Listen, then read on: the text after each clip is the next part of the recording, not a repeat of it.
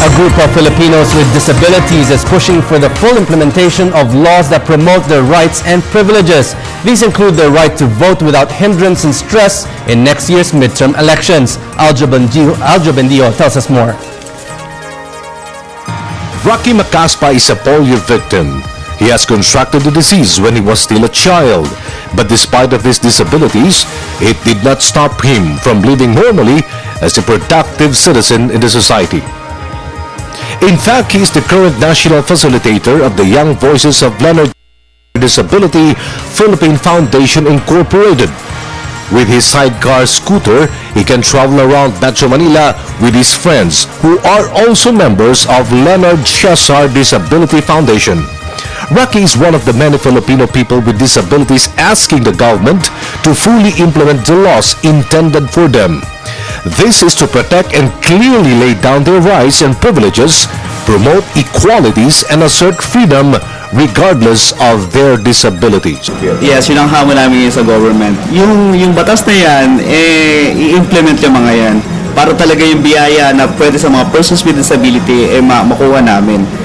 Mentioning our campaign na may PWD ako, kasali ako. It was only 2006 when the strict definition of persons with disabilities was specified in the UN Convention on the Rights of Persons with Disabilities. It was echoed every state's obligation to accept, care of, and promote and enhance the rights of WDs. A total of 82 countries signed the convention, including the Philippines. The convention defines disability as including those who have long-term physical, mental, intellectual, or sensory impairments which, in interaction with various barriers, may hinder their full and effective participation in the society. In accordance also with the amended Magna Carta for Persons with Disabilities in 2010, all local governments in the country are required to provide permanent services for education, livelihood, and health of the PWDs, extracting the budget from their internal revenue allotment. Yung elevator po, hindi po siya accessible, makikita po natin, pero hindi po nila tinutuunan ng pansin. Like for example, kailangan pa pong umabot ng ilang taon bago po nila may saayos uli yung ano. Like for example, the elevators po sa mga LRT station. What is also being pushed today is to let the PWDs vote this incoming election with and stress.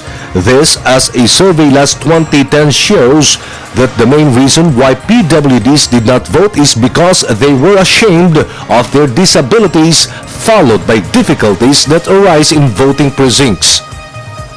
This is why they are again calling for the realization of Polling Center Accessibility Act of 2011. Many laws have been passed to nurture PWDs, but the question remains, have the government kept their promise to protect their rights and enrich their skills as productive members of the society? For the People's Television Network, I'm Aljo Bendijo.